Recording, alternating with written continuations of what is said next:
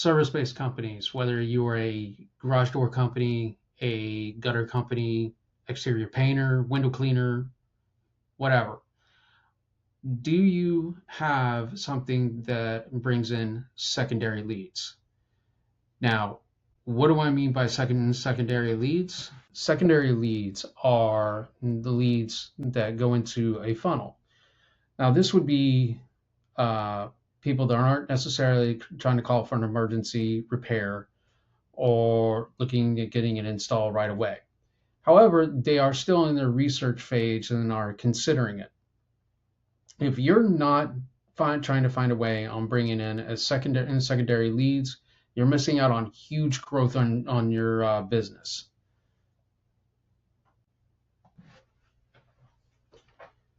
Now, it's not just enough to have something on your website that's a downloadable, what's known also as a lead magnet on your website. And if you're a service-based company, you might even think that that's a bit silly, but it is worth having, and I will tell you why. Again, if somebody may be considering doing something in their home, but they're not quite ready to pull the trigger, one of these lead magnets, and there's countless types, could be good on website to bring in warm leads. These are the secondary leads that I'm talking about.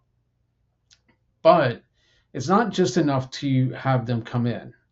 You need to be able to track them. You need to be able to have them come into your CRM. You need to be able to track where they come from.